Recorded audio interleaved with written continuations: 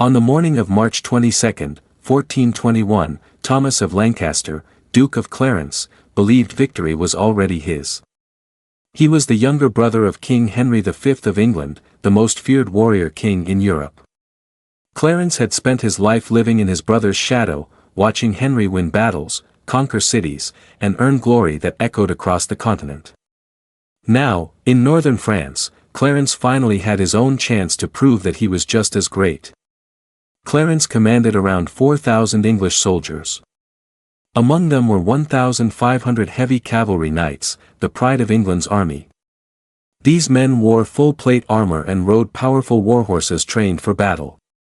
Only 6 years earlier, knights like these had helped crush the French at Agincourt. To Clarence, this force felt unstoppable. Across the river near the small town of Baugé waited the enemy. A combined army of French and Scottish troops, about 5,000 men in total. According to English belief, this should not have worried anyone. The French had been humiliated again and again. The Scots were seen as wild fighters, dangerous but disorganized, not worthy of respect. English military thinking said this enemy would break and run when faced with a cavalry charge. But there was a serious problem. Clarence's army was not fully together. The most important part of any English victory, the longbowmen, were miles behind. These archers had been the true heroes of Agincourt, raining arrows so thick that horses collapsed and knights drowned in mud. Clarence's officers knew this. They reminded him again and again that English strength came from using archers and cavalry together. They urged him to wait. Just one night, they said. By morning, the full army would be ready. Clarence refused. To him, waiting felt like weakness. He believed the enemy might escape if he delayed. Worse, waiting would mean sharing glory with others. Clarence wanted a victory that belonged to him alone. He believed his armored knights were enough. After all, had English cavalry ever truly failed him before? His confidence was not quiet. It was loud and dangerous. Clarence believed his title mattered on the battlefield. He believed his blood made him superior. He believed the enemy feared the sight of English knights more than anything else in the world. And he believed that fear alone would win the day. He ignored warnings about terrain. He ignored the absence of his archers. He ignored the risk of charging into unknown ground without proper scouting. Every voice that advised caution was dismissed. This was not bravery. It was pride. Early that morning, Clarence ordered the cavalry to advance toward Baugé. The town lay across a small river, crossed by a narrow stone bridge. The bridge was barely wide enough for a few horses to cross at once. This should have been a clear warning. Cavalry needed space to charge, to spread out, to build momentum. A narrow bridge offered none of that. Still, Clarence pressed on. The French and Scottish forces were not expecting an immediate attack. When scouts rushed back with news of English knights approaching, their commanders had little time to prepare. But instead of panicking, they made a simple decision. They would stand and fight. This choice would change everything. Clarence rode at the front of his men, shining in rich armor that marked him as a leader. He wanted to be seen. He wanted his soldiers to know he was fearless. He wanted the enemy to know exactly who was coming for them. As the English cavalry thundered toward the bridge, Clarence felt certain that history would remember this moment as his triumph. He imagined songs sung in England, stories told in court, his name finally spoken with the same respect as his brothers. What he did not imagine was death. What he did not imagine was his knights trapped and helpless. What he did not imagine was Scottish axes and French blades waiting on the far side of the bridge. In that moment, Clarence believed he was about to win a quick and glorious victory. In reality, he was riding straight into one of the worst military disasters England would suffer during the 100 Years' War. The decision had been made. There was no turning back. To understand why Clarence made such a reckless decision, one must understand the world he lived in. England, in 1421, believed itself unstoppable. For 6 years, English armies had marched through France with confidence that bordered on arrogance. Every victory strengthened the idea that English soldiers, especially English knights, were simply better than everyone else. It all began at Agincourt. In 1415, King Henry V had achieved a victory that seemed almost supernatural. His army was tired, hungry, and badly outnumbered. Yet the French, proud and confident in their numbers, walked straight into disaster. English longbowmen filled the sky with arrows. Horses screamed and collapsed. French knights slipped in the mud, trapped by their own heavy armor. Thousands died. England lost very few. That battle changed everything. Agincourt was not just a victory. It became a legend. English soldiers began to believe that God favored them. French confidence was shattered. Even neutral observers across Europe started to believe that English arms were unbeatable. Henry V became a living symbol of victory, a king chosen by fate. Clarence lived in the shadow of that legend. As Henry's younger brother, Clarence carried both privilege and pressure. He had wealth, title, and command, but not the same reputation. Every battle Henry won made Clarence's hunger for glory grow stronger. He wanted his own Agincourt. He wanted to prove that he was not just the king's brother, but a great commander in his own right. The problem was that Clarence learned the wrong lesson from Agincourt. He believed cavalry was the key. He believed armor meant safety. He believed enemies would always panic when charged. He ignored the truth that Agincourt had been won by discipline, planning, and patience. The longbowmen had done the real work. The terrain had been carefully chosen. The French had made terrible mistakes. Clarence saw only the result, not the reasons. By 1421, England controlled much of northern France. Normandy had fallen. The Treaty of Troyes had named Henry V heir to the French throne. France seemed broken. Its nobles were divided. Its king was weak. To English commanders, victory no longer felt earned. It felt expected. The Scots were especially underestimated. English propaganda painted them as savage fighters, brave but foolish. Loud, violent, and easy to defeat. Clarence believed this deeply. He saw the Scottish soldiers in France not as disciplined warriors, but as angry men who would lose control under pressure. He believed English armor and training would overwhelm them. This belief was dangerous. Clarence also believed speed meant strength. He thought acting quickly would deny the enemy time to organize. He believed waiting for archers would slow him down and allow the enemy to escape. In his mind, hesitation was failure.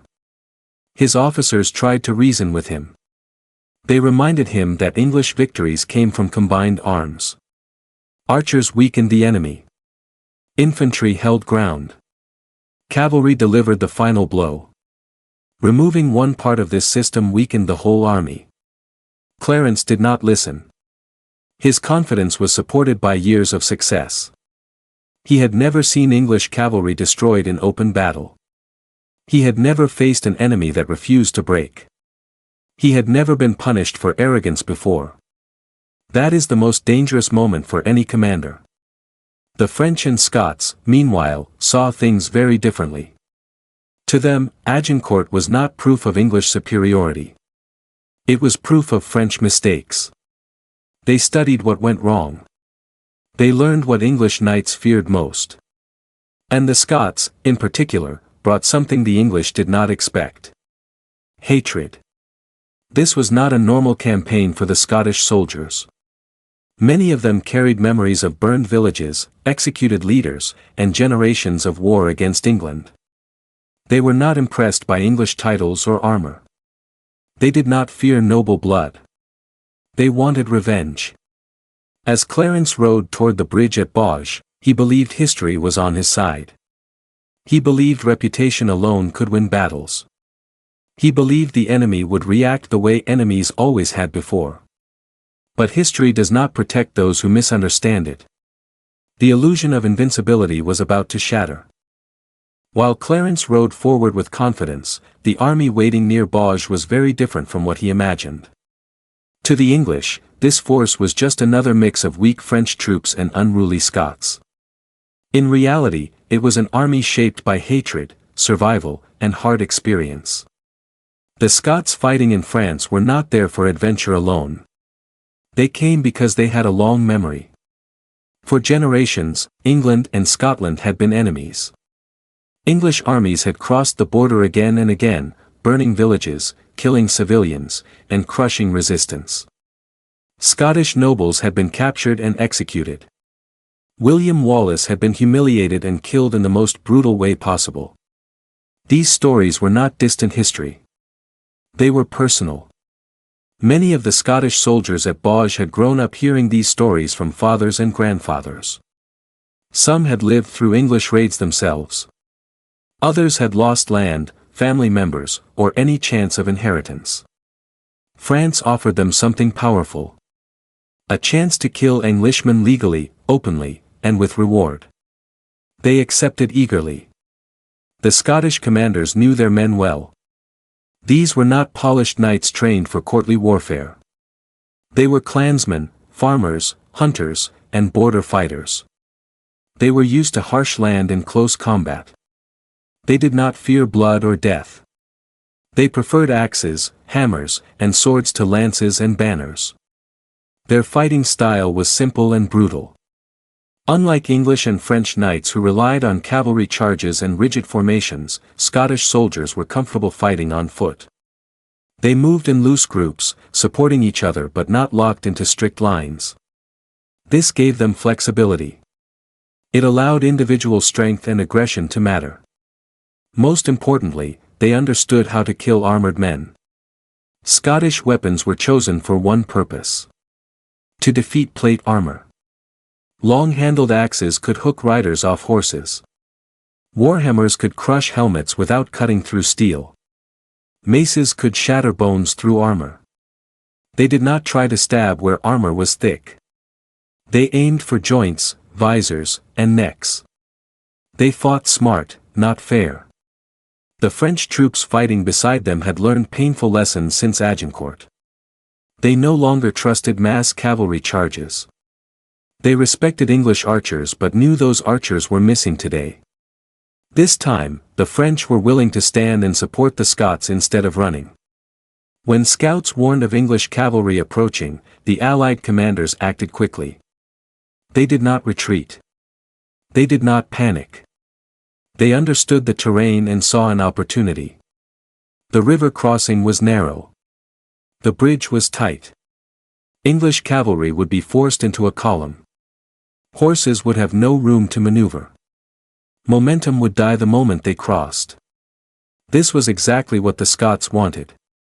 They positioned themselves south of the bridge, where English knights would have to cross into a confined space before forming up. The ground was uneven. The space was limited. There would be no wide charge. No clean lines. Just chaos. The Scots prepared calmly. They tightened straps. They checked axe heads. They spoke quietly among themselves. This was not fear. It was focus. Many of them believed this fight was long overdue. Some believed they would die. Others believed they would kill English nobles and return home wealthy. When the first English knights appeared, shining in steel and silk, the Scots did not flinch. They did not run. They did not break. This shocked the English cavalry. They were used to enemies stepping back, losing formation, or retreating under pressure. Instead, they saw men standing firm, weapons ready, eyes locked on the bridge. Clarence mistook this stillness for weakness. He did not understand what he was seeing. These men were not afraid of knights. They were waiting for them. As the English cavalry thundered forward, the Scots tightened their grip on their weapons. They knew once the knights crossed the bridge, there would be no escape. Horses would be trapped. Riders would fall. Armor would become a prison. This was not a desperate defense. It was a trap. And Clarence was riding straight into it. The moment Clarence gave the order to charge, there was no turning back. The English cavalry surged forward, ironclad knights urging their warhorses toward the narrow stone bridge. The sound was thunderous. Hoofs struck stone. Armor clanged. Banners fluttered. To the English, it felt like the beginning of another easy victory. But the bridge changed everything. Only a few horses could cross at a time. The wide, crushing cavalry charge that English knights depended on simply could not form. Instead of hitting the enemy like a wall, the knights crossed in a long, tight column. Their speed slowed. Their formation broke apart before the fight even began. On the far side of the bridge, the Scots waited. The first English knights crossed and tried to spread out, but there was no room. More riders pressed behind them, crowding the narrow ground. Horses bumped into each other. Commands were shouted, but noise and confusion swallowed them. Then the Scots moved. They did not charge wildly. They advanced with purpose. Axes swung low, not at men, but at horses. One strike to a leg brought a massive animal crashing down, throwing its rider into the mud. As knights fell, Scottish warriors rushed in, pulling them to the ground. Armor that once symbolized power now became a trap. A fallen knight in full plate could not rise quickly. He needed space and help, and there was neither. Scots swarmed them. One man would pin a knight down with a spear or foot. Others attacked the weak points. The back of the knees. The armpits. The visor of the helmet. Warhammers rose and fell. A blow did not need to cut through steel. It only needed to crush what was inside. Helmets rang like bells. Skulls cracked. Men screamed, then went silent. The narrow ground became a killing pit. English knights behind the front ranks kept pushing forward, unaware of the disaster unfolding ahead. Those who tried to retreat found the bridge blocked by more cavalry still advancing. Horses panicked. Some reared. Others slipped on blood-slick stone. The English cavalry was trapped. Clarence fought near the front, as he believed a commander should. His armor was rich and well-crafted, marking him as a noble of high rank.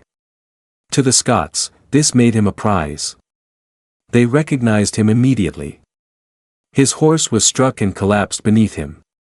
Clarence hit the ground hard, the weight of his armor knocking the breath from his body. Before he could rise, Scots were on him. Axes hooked his limbs. Hands grabbed his armor. He fought desperately. But one man against many, trapped in steel, could not last. A heavy blow struck his helmet. The metal caved in. Another followed. His skull split beneath the force. More blows came, some after he was already dead. The brother of the King of England died in the mud, surrounded by enemies he had believed inferior. With Clarence dead, English resistance collapsed. Knights fought on, but there was no order, no plan, no escape. French cavalry joined the attack, striking the English flanks and finishing what the Scots had started. The fighting was savage. Wounded men were killed where they lay. There was no mercy. Scottish soldiers looted bodies even as the battle continued, stripping armor from the dead and dying. The field echoed with screams, broken French, Scots Gaelic, and the desperate prayers of English knights who realized too late that armor could not save them. Within 2 hours, it was over. The ground south of the bridge was covered in bodies. Expensive plate armor lay scattered like discarded shells. Dead horses filled the air with the smell of blood and sweat. The river ran dark. What was meant to be a glorious charge had become a slaughter. England's finest cavalry had been destroyed, not by magic or miracles, but by men who understood terrain, weapons, and human weakness. The bridge at Baugé had done what no French army had managed since Agincourt. It broke the English. When the fighting ended, the silence was almost as terrifying as the battle itself. Where proud English knights had once stood, there were only bodies, broken armor, and dead horses. The field south of the bridge looked less like a battlefield and more like a slaughterhouse. Scottish and French soldiers moved among the dead, stripping armor, weapons, and valuables. For many of the Scots, this was more than victory. It was revenge finally taken. A single set of English plate armor was worth more than years of labor back home. Horses were worth fortunes. Men who had arrived in France poor would return wealthy, if they returned at all. The body of the Duke of Clarence was eventually found. His armor identified him, because his face no longer could. The blow that killed him had crushed his skull. Multiple stab wounds covered his body, marks of blades driven into the weak points of his armor. Even in death, his fall was humiliating.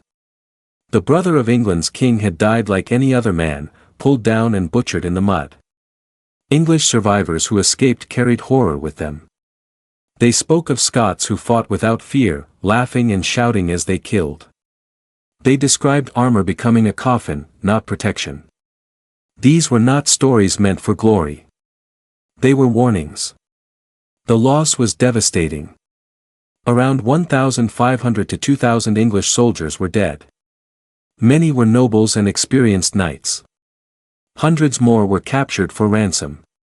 England had lost not just men, but leadership, confidence, and prestige in a single afternoon. The psychological damage was enormous. Since Agincourt, English armies believed they could not be defeated if they stood together.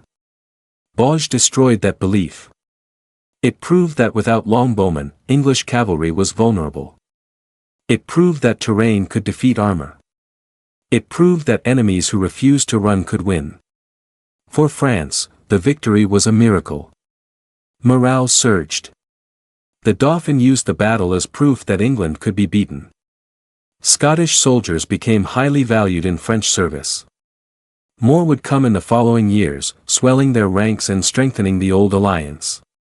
In Scotland, news of Baugé spread quickly. Songs were sung. Stories were told. For generations, this battle would be remembered as proof that Scots were not inferior fighters, but deadly warriors when given the chance. Strategically, Baugé did not end the war. England still had strength, resources, and powerful leaders. Henry V continued campaigning until his death the following year, not in battle, but from disease. Yet the myth of English invincibility was gone forever. Baugé left a lesson written in blood. Clarence had every advantage. Experience. Equipment. Reputation. Doctrine. All of it meant nothing because he ignored one simple truth. War punishes arrogance. Combined arms win battles. Respect for the enemy matters. The Scots and French did not win through luck or divine favor. They won because they understood the ground, their weapons, and their opponents' mistakes. On March 22, 1421, an English commander chose pride over patience. Because of that choice, thousands died, a prince fell, and a legend was shattered at a narrow bridge no one expected to matter. And history remembered the mistake.